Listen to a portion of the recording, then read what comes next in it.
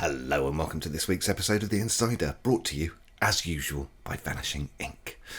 My guest today founded Vanishing Inc. He wrote the best-selling magic book we've ever produced, The Boy Who Cried Magic. It's Andi Gladwin. Andy, how are you today? Hello, Damien. Yeah, I'm doing great. Thanks for having me on. Well, this is a very special episode of the show. We've not started the next season yet, but we thought we'd cheer up everybody's January because you were just on Fool Us. I was, yes, a couple of days ago. And let's do a special episode about it. That sounds great to me. Spoiler alert for anybody that's not seen it yet. This is your time. Go and see it. It's on the Vanishing Inc. YouTube channel. Got some time. Watched it. Come back. Okay. Spoiler clearance zone finished. Andy, you won. Congratulations. Thank you very much. Yes, I fooled Penn Teller, which is just such a cool thing to say out loud. It really is. It really is. But the look on your face is an absolute picture. It seems like you were genuinely surprised. Were you? I was genuinely surprised, and there's a reason for that.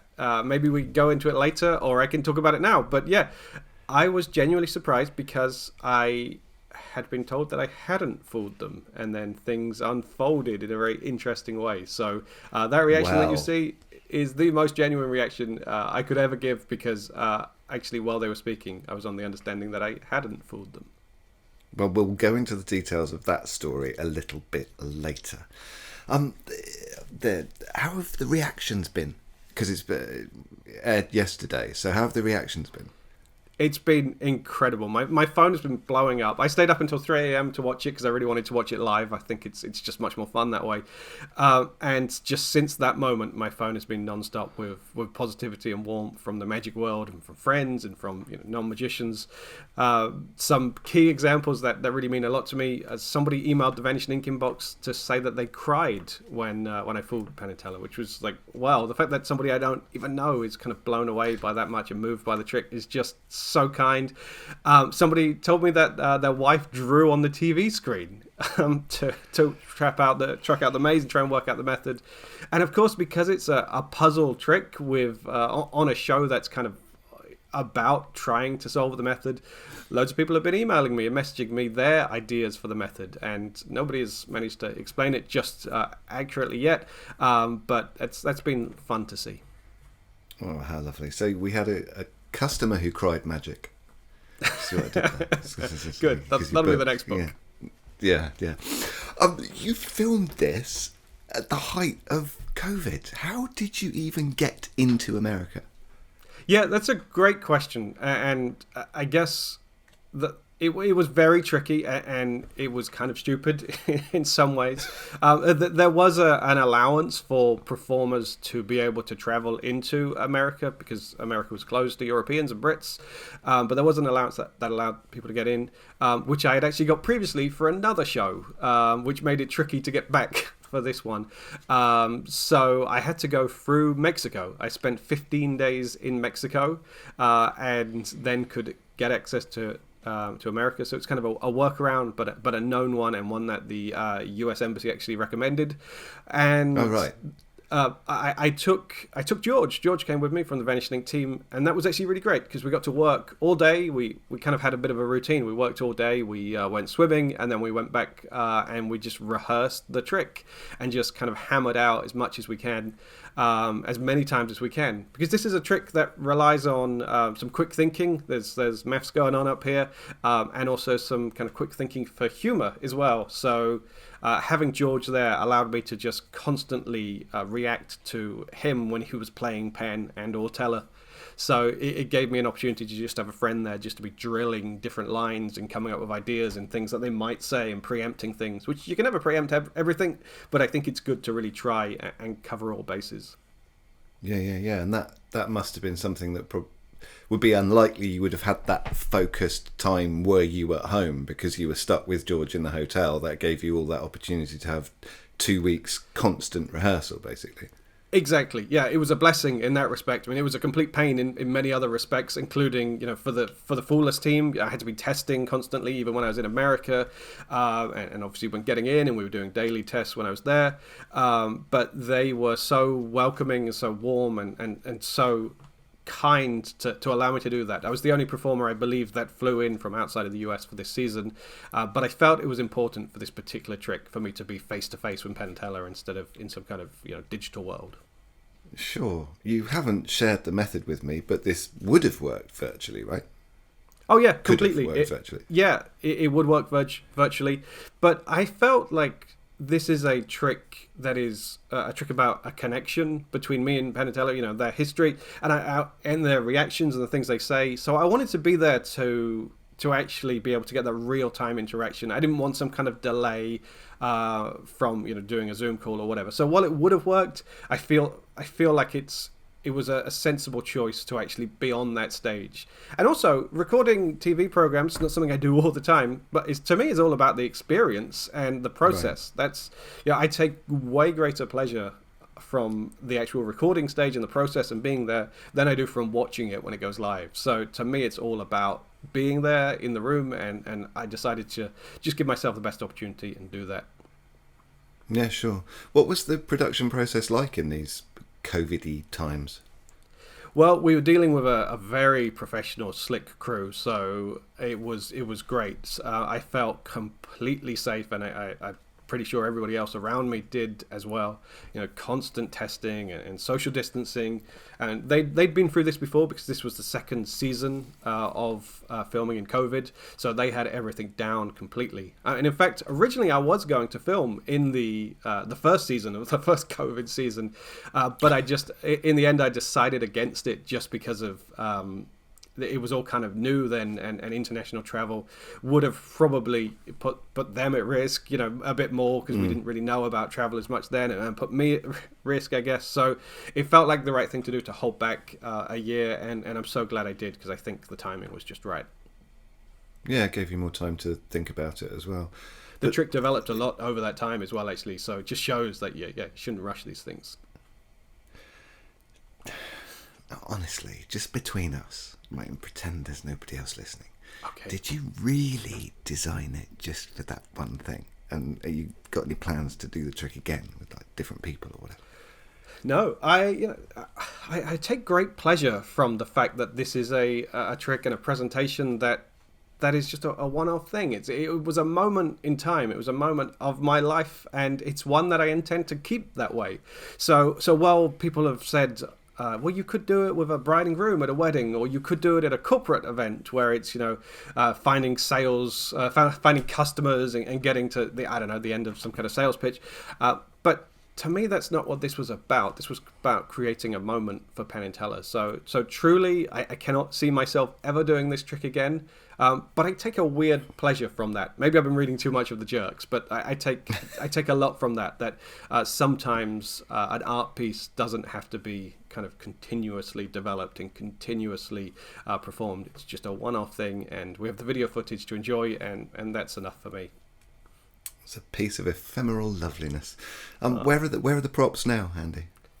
Yeah, that's the cool part. After the show, I think you can see, when I watched it back, the one thing I noticed was how kind of touched that Penn and Teller were about the fact that this trick was about them. And amazingly, Teller wanted the props. He wanted to keep the props. So I let him have absolutely everything. And he said that he's going to get it framed and put in the green room, the monkey room, backstage at the theatre, which is kind of a really cool thing. Is he sure he wasn't just trying to get a sneaky closer look to get to the method? Yeah, maybe so. And actually, I don't think I told him this, but yeah, he has the method now. There's something that he will be able to look at and decipher. Oh. So, what was the process like for creating a trick like this? Obviously, you'd had a conversation with the production team, and they'd said, we'd like you to come on and do something, or did you say, I've got this something, get me on? Yeah, so the I'd done Fool Us before. I did it with my balloon trick, where I get inside a balloon and do a trick from there. And it was clear to me when I did that it was never going to fool them. In fact, I went to that show. I got on the plane knowing I was not going to fool them because I talked to the producers about the rules and what Penn and Teller would need to say to constitute. What would constitute a fool was the question I asked them, which I think is a question that everybody, if they're going on it, should ask them because we need to know the parameters. And I knew, of course, that Penn and Teller would be able to achieve what they required to say that they weren't fooled. But Fool Us is not just about fooling them, it's about the entertainment process, it's about showing up and doing a great job. So that's what I did with that Getting trick. the footage for your sizzle reel and social media and everything as Exactly. well. There's value in that. There's so much value in it, and for the experience as well, and just getting on that stage is just such a one-time life goal it was for me. But I always said, one day if I find the right trick, if I get the right thing out, I will go back on. But it wasn't ever forced. I wasn't thinking like, right, I got to find a trick to do to go and fool us. I just knew that I would only go back if I could give myself a fair shot at fooling them. And then, the history of this trick is quite fascinating because no magic trick is created in isolation, right? There's a long history of this trick going back many years, and it was thanks to some of my friends that this trick came about, but not particularly for Fool Us, but just for a show I was working on. We were looking at different ideas, and my friend Mark Elsden said, well, there's this great trick from Tenyo, bit of a spoiler alert coming up, by So Sato and his dad, that's a maze, and it's a very clever method, and I think we could turn this into a stage trick.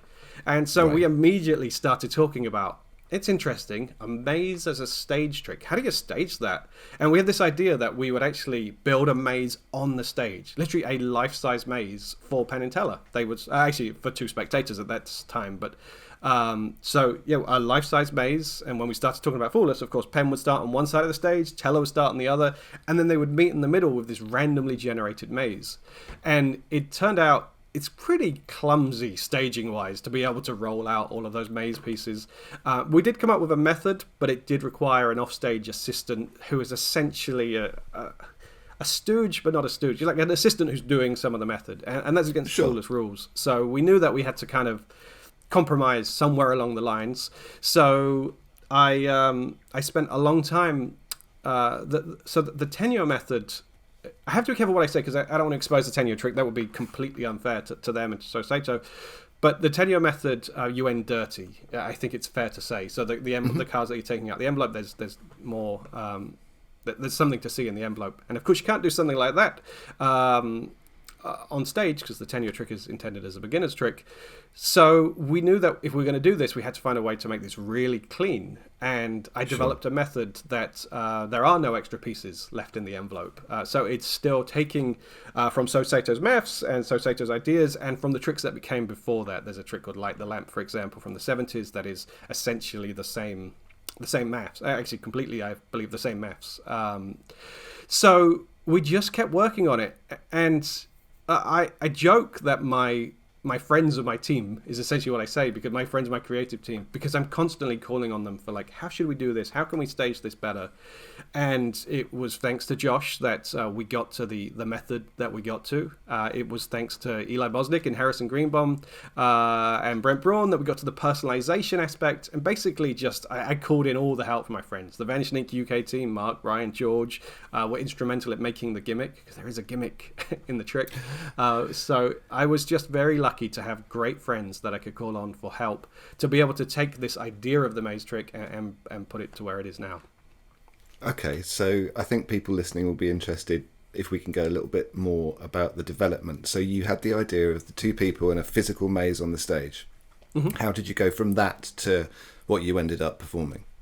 Yeah, so we the first thing we thought was we can't do it life size. That's not going to work. So we shrunk the props down, and I actually had Penn and Teller action figures made. Shall I get them? Can you film for 1 second if I get them? Because I've never shown anyone these before. You say something cool, and I'll be back. Hang on. Okay. So Andy's rushing through Vanishing Ink Towers now to find the action figures that he had. And that I didn't have to film for very much at all. I know. He's Andi Gladwin with his action figures. I heard. I got my AirPods on, so I heard you. Very good. So this was one of them. This is audio listeners do need to go to YouTube now. To they see. would, yes. Focus. It's focusing. That's it's a Penn I had made, a Penn bobblehead, and the whole idea was that Penn would start at one end and then he would go all the way across to the other end on the maze on a table. So there was a joke about Penn and Teller. So Penn, that's Penn, and then this is Teller. I blew all the budget on Penn, basically. But of course, because of TV World, I couldn't use like some random action figure. I had to have one made. And when they said like, "What do you want made?" I was like, "I don't know. Just do me as the Incredible Hulk." So that is me, apparently, as the Incredible Hulk. So there was a whole kind of there was quite a few gags, kind of in some ways at the expense of Teller. Like, everything I'd done, I'd put all the effort into Penn, and then I was like, "Oh, sorry, Teller." So that's where we went to with it first of all. Actually, using exactly the same method as I used on Fool Us, but the trick was done on the table, and we were talking about could we film from overhead. But actually, when you film from overhead, it's not a good look, right? You can't really see much. Sure. So, after I'd invested a lot of money in these action figures, we were then like, how do we now change that? And I just eventually realized, we bring it up here. Just like every good trick, every parlor card trick, you take it from 2-dimensional, you make it 3-dimensional. And so that's what I did. I propped up the cards. And if you've ever seen my other work, especially my more recent work, I often am using projector screens behind me where I'm calling back to gags and stuff. And Josh had this great idea of, well, you should do that. You should be, each thing you say went to clown school. You should have like some kind of gag behind you on the screen. But it just never really gelled. I couldn't find the right jokes, the right moments, and it was pulling away attention. So then that's when I started to realize that what I actually need is a funny response to each of the things that Penn and Teller said. But interestingly, I didn't really need to use all that many funny responses because Penn was just so generous, so kind, that he was keeping this thing going just as much as I was. So he gave me something to bounce off, which was great, and it meant that I had to pull back on a lot of the prepared lines. So in the 2 weeks in Mexico with Mysterious George, you were running through all of the possible things that you thought you might get given as a feed line, if you will. Right, exactly that. So there was one of my favorite lines of the whole thing was when I'd say Penn went to clown school or clown college. Where would you like to put that? 1, 2, 3, 4, or 5? And I thought he was just going to say it really quickly, like 4, and put it down. But actually, he spent a long time thinking about it. But my gag was going to be, so he says 4 quickly, and then I would have said, wow, you said that really quickly. No messing around. Which is ironic, given what you learned at clown school. So yeah, I had all of this kind of stuff prepared, but actually what I didn't expect was that Penn would talk through his decision process, taking quite a long time, that actually it didn't really feel right to now jump in and make a joke about it, because there was just nothing that felt good. And I mean, that's what you have to do, right? You over-prepare these things, and there were probably 50 or 60 things that were written in response to Penn and Teller that weren't ever going to be said, but they just needed to be there in case. So yeah, you can't rehearse something like that all that much other than just keep drilling it and just seeing what comes up and see what's funny. And my aim was just to try and make George laugh during rehearsal, and then that kind of gave me a bank of things that I could do and say. And almost, I think pretty much everything I said on that stage was because of me trying to make George laugh during rehearsal. And is that process something that you do with other material, that thinking about if you're at a top table at a wedding or whatever the gig is, that you're thinking of every possible scenario and having these branching anagram kind of things in your head for solutions to lines? So I'm really lucky that I cut my teeth in the walk around in the wedding magic world, because as opposed to a trick for Penn and Teller that you do once, you do a trick maybe 20 times in a show. So I feel quite good at responding to things that people say. And actually, I find that quite difficult when I do like a walk around show in America where people are just polite. There isn't much to kind of bounce off. But you go to the UK and it's a conversation way more than it is a show in a walk around setting. So I just became quite good at giving quick responses to things that people say. So often I'm not doing a kind of a branching thing like I would do for something as important as Fool Us, but I am just basically banking these often stupid things that I say during a trick so that I have good responses so that I look prepared. Sure. We teased it at the top of the show, and I want to know the story that happened during the filming. Tell us the story, Andy. Yes, this was a moment of Fool Us history and something I will never forget. So actually, what you saw on the night wasn't what we originally filmed. I did the trick. The trick is exactly the same. But Penn and Teller did this whole really nice monologue about Vanishing Ink, which was so kind. And then they said, we thought about the trick. And by the way, they thought about the trick for about 25 minutes, truly 25 minutes. I was just on stage having a conversation with Alison. How cool is that? Like 16-year-old me would have just got absolutely crazy at that point. But they took a long time, and I kind of sensed at that point that if they're going to take a long time, they're gonna have busted me, because they were really, you can see on some of the clips, they're drawing stuff out, and they, at one point they asked me to step aside so that they could check the maze and stuff like that. So I realized they got me, and they did, and they gave an explanation, and they said, does that make sense to you? And kind of made sense, but of course they were speaking in code, and that was it. I didn't fool them. I walked away very happy with the performance, but it just, it wasn't to be.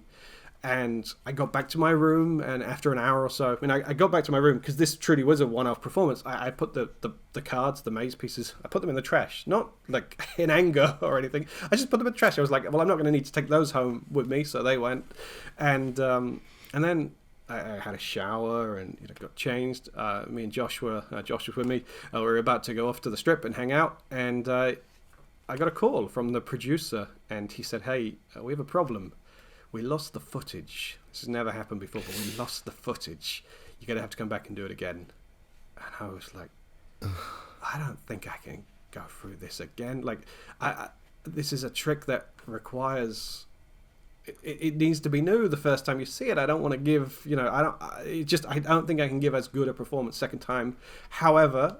the gags would have been recycled as well, and their responses exactly. However, I'm also very respectful of the fact that the producer has a job to do, and they were so kind to me to allow me to be there. So I was like, of course, I'm coming right down, and I got the props out the trash. Turns out that the stand had broken, not just because of carrying it back from the room. It snapped in half, and I was like, look, we got work to do, but I'm willing to do the work if you want to, if you need to. So I went back to the theatre. The props guys were straight on it. They repaired everything. It looked as good as new.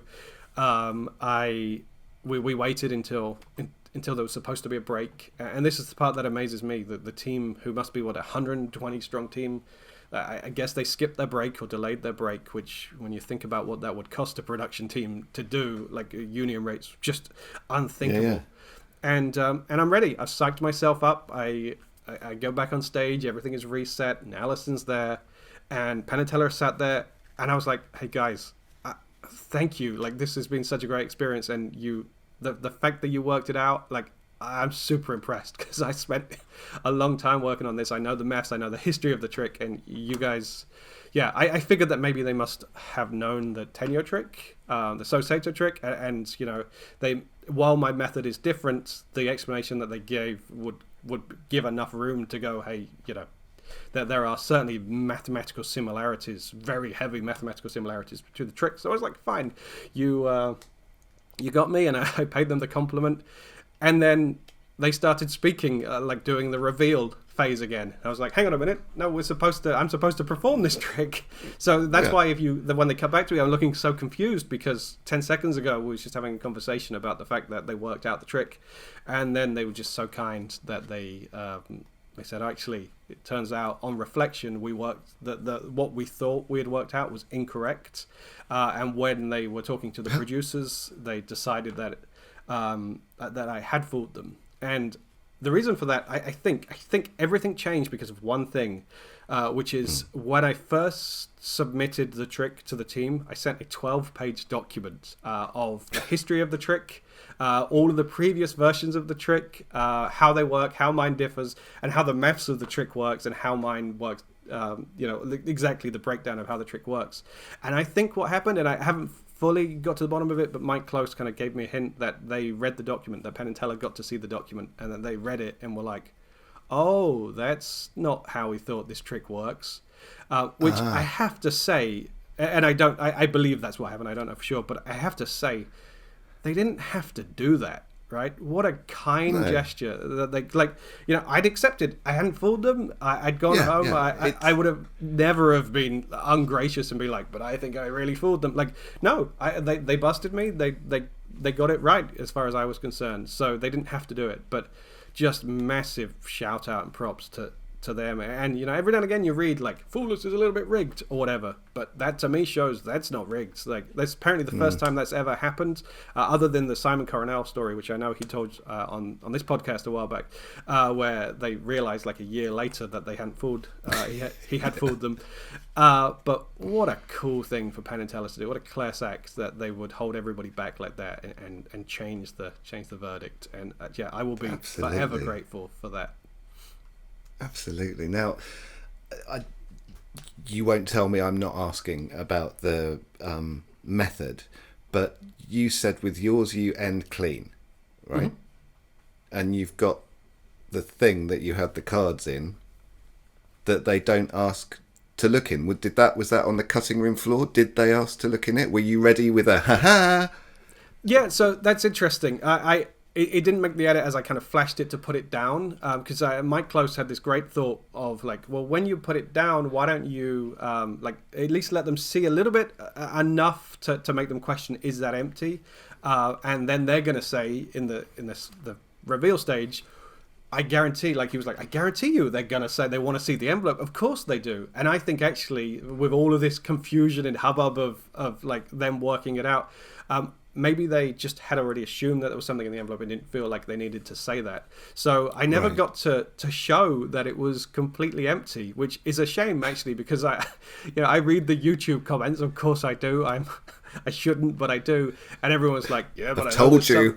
I know you have many times. But people are like, and I know there's 16 extra cards in the envelope. No, there isn't. That's that's not my version there. That's different.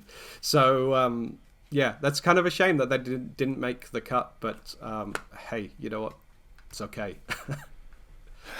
Absolutely, it's okay. Are you going to release it? Because No. I know this really good Vanishing Ink magic company thing that would probably put it out for you. Marketing guy's great. He is great. He really is. But no, there's no need to release this trick in my mind. It doesn't. It's just, it was a trick created. This presentation was so ingrained in the trick. I don't feel like at least I would ever do it justice performing with a different presentation. There's plenty of these kind of maze tricks throughout history. So if somebody really wants to perform a maze trick, then they should. I request that they don't perform my presentation, obviously. But no, I don't need to add to the marketplace in that way. I feel like that trick is done, and that trick is a moment that I'll never forget. Oh, I imagine you won't. Mr. Andi Gladwin, what's next? What is next? That's a great question. We teased in our annual letter that I'm working on some mainstream projects, and I hate being that guy that can't say what that means, but I'm spending my next year working on some stuff that is magic related, but not within the magic world. So yeah, lots to come. Watch this space. That's all I can say.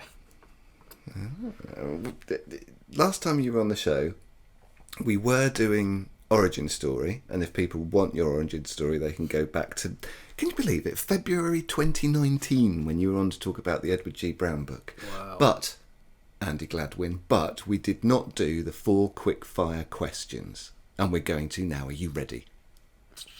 Yes. Favourite pizza topping? Blue cheese, especially if it's walnuts with it as well. Controversial. And middle class. Darling, hold the quinoa. Favourite movie? I'm going to go with Wolf of Wall Street. favourite person or people that make music? I mean, you won't let me get away with saying so many. So I'm going to pick someone No, who I don't think you'd expect, but Bo Burnham, because I'm inspired with just comedy. Yeah, it's magic techniques that he's doing, but songwriting and like, yeah, I'm going to go Bo Burnham, which is a weird choice, but one I respect. I respect Bo Burnham so much. And he holds you in high esteem, I've heard. Who would you rather fight? Who would you rather fight? One massive George or 100 tiny Joshes? It's always going to be 100 tiny Joshes, and not for the reason that you think. It's just because I know how strong George is. So just one regular-sized George would be too much for me. So I'm going to go with 100 tiny Joshes, and I will squash every single one of them. Andi Gladwin, thank you so much for giving us your time today. I do appreciate it. And congratulations again on fooling the bad boys of magic, Penn and Teller. Thank you very much. Hey, I'm going to tell you one last thing that got cut, I think, which is the line as I say, when you were at Broadway, you were known as the Bad Boys of Magic, which is a name I think you'll agree also applies to me. I think that got cut, but still, I like to call myself the Bad Boy of Magic right there. Thanks to the Jerks for calling me that years ago. Goodbye. Andi Gladwin, thank you. Goodbye. Bye.